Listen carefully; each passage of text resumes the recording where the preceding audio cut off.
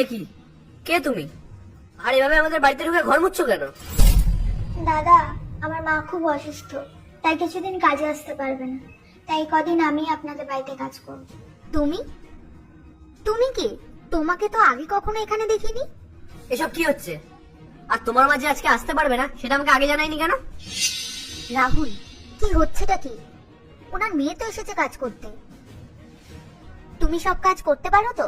হ্যাঁ দিদি, আমি সব কাজ করতে পারবো, আপনাদের কোনো অসুবিধা হবে না। আচ্ছা ঠিক আছে, তুমি কাজ করো। রাহুল চলো।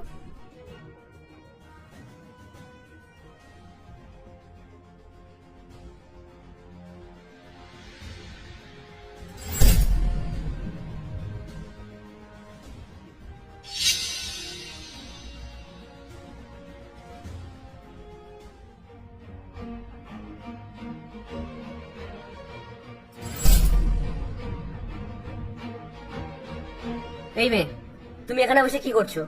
এটা তোমার কাজের সময়, আর তুমি এখানে বসে বই পড়ছো? দাদা, আমি সকালে সব কাজ করে নিয়েছি। আসলে আমার সামনে একটা পরীক্ষা তো, তাই আমি সুযোগ পেলেই বই খুলে পড়ে নিই। দেখো, তোমাদের মতো মেয়েদেরকে না এইসব মানায় না। তোমাদের জায়গা রান্নাঘরে, পড়ার টেবিলে না। রাহুল, কি হচ্ছেটা কি? আর ও তো কোনো খারাপ কাজ করছে না, ও সত্যি সকালে সব কাজ করে দিয়েছে। আর একটা মেয়ে যদি পড়াশোনা করতে চায় তাতে সমস্যাটা কোথায়?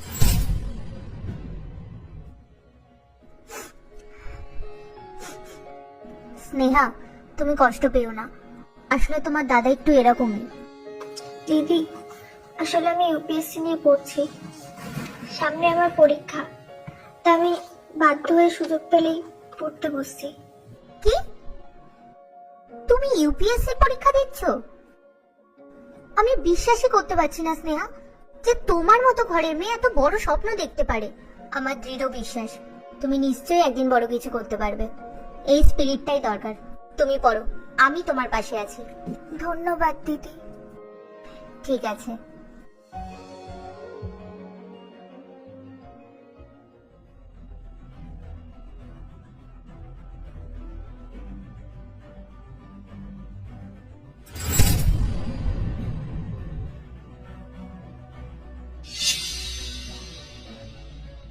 এই মেয়েটা কাজের পরে বাড়ির দিকে না গিয়ে রোজ অন্যদিকে কোথায় যায়? নিশ্চয়ই কোনো ব্যাপার আছে।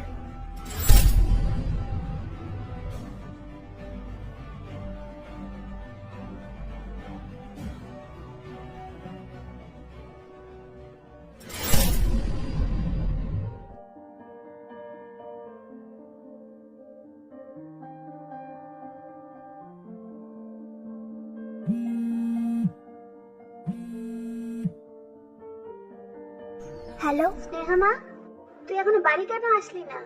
বাড়িতে তো কারেন্ট নেই, তাই পড়তে একটু অসুবিধা হয়, তাই আমি এখানে এসে পড়ছি। আমার ফিরতে একটু দেরি হবে। ঠিক আছে, সাবধানে আসিস মা।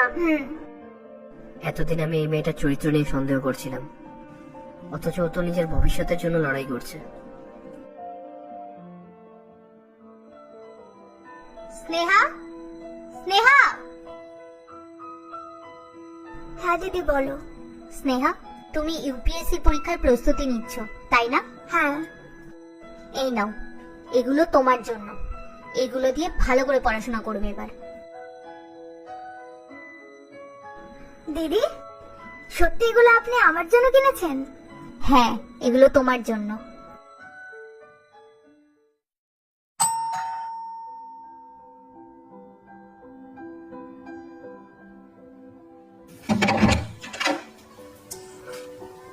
স্নেহা, তুমি?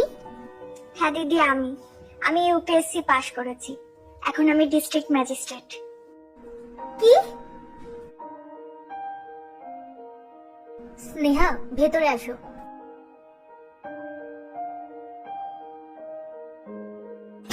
স্নেহা, আমাকে তুমি ক্ষমা করে দিও। আমি তোমাকে অনেক উল্টোপাল্টা কথা বলেছি, অনেক ছোট বড় কথা বলেছি। না দাদা, আমি অনেক আগে আপনাকে ক্ষমা করে দিয়েছি। স্নেহা, আমি জানতাম তুমি পারবে। দিদি, আপনি আমাকে সাহস দিয়েছেন, সাহায্যের হাত বাড়িয়ে দিয়েছেন। আপনার জন্যই আজ আমি এই জায়গায়।